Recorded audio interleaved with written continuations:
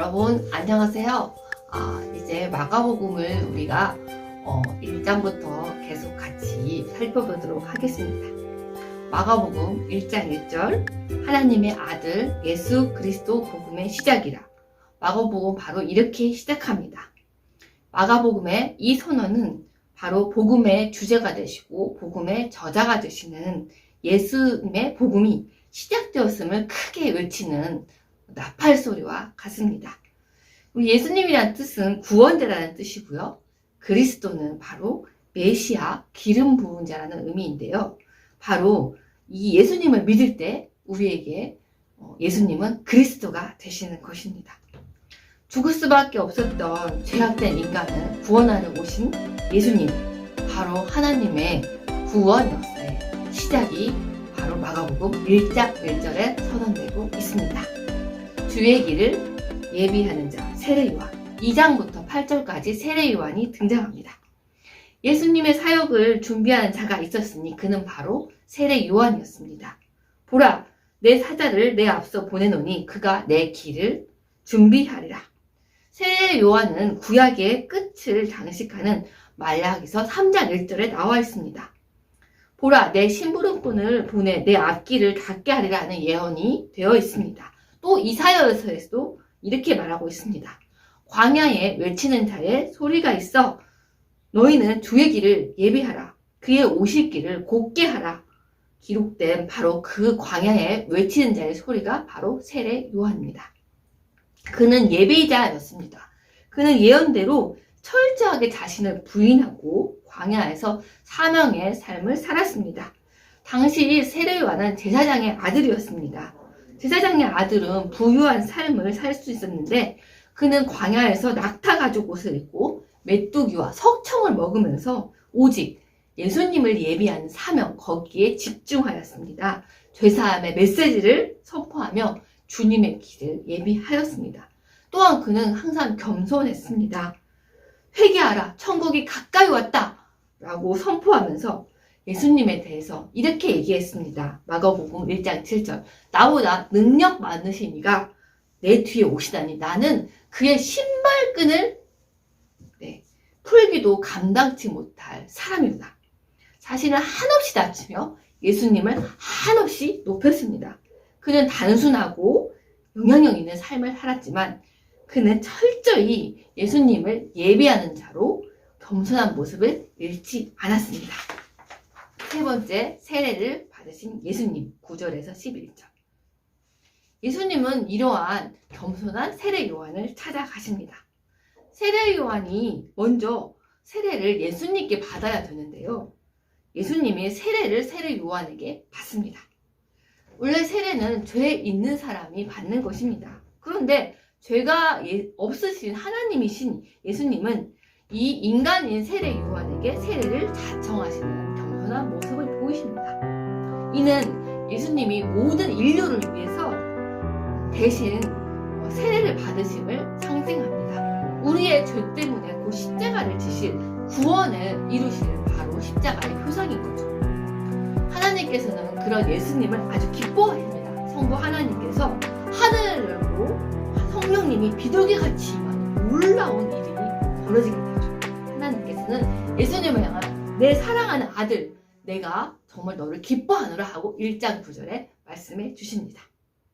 이렇게 하나님의 칭찬과 기뻐함을 받았는데요. 바로 예수님은 12절부터 시험을 받으러 광야로 내몰게 되십니다.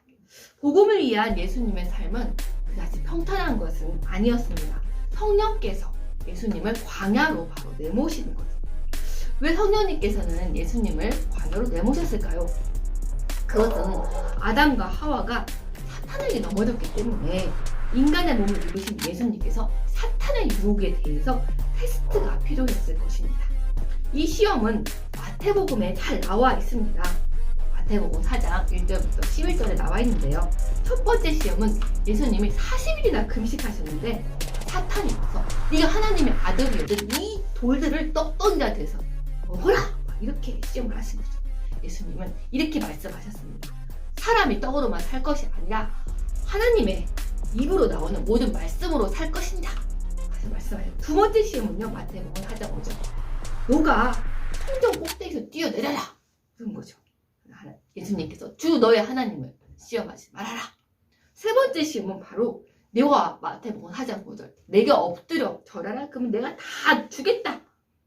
하나님께서 사탄아 물러가라. 이렇게 말씀하셨습니다. 이 사탄들은 이렇게 외쳐야 돼요. 사탄아 물러가라. 예수님은 모든 시험을 말씀으로 승리하셔야 됩니다. 우리가 정말 하나님의 말씀을 잘 알아야 되는 이유를 알겠죠. 사탄은 하나님의 말씀으로만 외쳤을 때 도망가게 되는 예수의 이름으로 사탄아 물러가라 하십시오.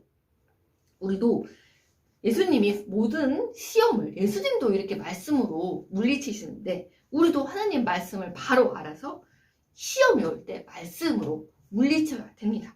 그런데 우리가 시험이 왔을 때 혼자만 애쓰고 있는 것일까요? 그것이 아닙니다. 마가복음 1장 13절에 보면 바로 천사들이 예수님을 시중을 들고 있다라고 기록하고 있습니다. 시험을 받을 때 혼자라고 생각하지 마십시오. 바로 하나님이 보내신 천사들이 바로 여러분들의 곁에 있음을 기억해야 됩니다. 복음 선포. 요한이 잡혔습니다. 헤롯이 요한을 잡아서 감옥에 가둬 버렸습니다. 그 후 요한은 목이 베어지고 말죠. 그 후 예수님께서는 갈릴리에서 복음을 선포하십니다. 때가 찼고 하나님의 나라가 가까워왔으니 회개하고 복음을 믿으라 하고 말씀하십니다. 이제 예수님이 오셨습니다. 불완전한 세상이 끝난 거죠. 바로 무르익을 때가 온 것입니다. 예수님이 오셨으니 이제 하나님의 나라가 임하는 것입니다. 하나님의 왕국이 오고 하나님의 통치가 이루어지는 것입니다. 복음을 들은 우리는 회개하고 과거를 청산해야 됩니다. 죄를 정말 회개하고 죄를 인정하고 고백하며 보혈의 피로 주님 난 죄인입니다. 주여 저를 용서하여 주십시오. 저는 하나님 없이 제 맘대로 살았습니다. 주여 그런 죄를 용서하여 주시옵소서 하고 주여 보혈의 피로 나를 죄를 깨끗이 씻어 주십시오 하고 주님께 요청하시면 사랑의 주님께서 여러분의 죄를 다 깨끗게 하실 것입니다. 마지막으로 예수님은 제자들을 부르십니다. 마가복음 16장 20절 16절부터 20절. 예수님은 갈릴리에서 어부 시몬과 안드레 그리고 세베대의 아들 야고보와 요한을 부르십니다. Follow me, 나를 따라오너라. 내가 너로 사람을 낳는 어부가 되게 하겠다. I will make you fishers of men. 그들은 곧 그물과 아버지를 버려두고 예수님을 따라갑니다. 제자들은 부르심에 즉시 반영합니다. 정말 예수님이 딱 얘기했을 때 첫사랑에 반한 것처럼 예수님에 홀려서 가게 되는 거죠. 제자들의 큰 도움은 바로 헌신과 순종입니다.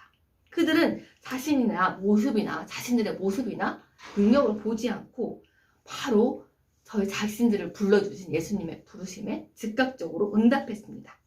예수님의 제자들은 미리 훈련받은 것이 아닙니다. 만나는 순간부터 바로 예수님의 훈련은 시작되는 것입니다. 삶의 현장에서 시작되는 것이죠.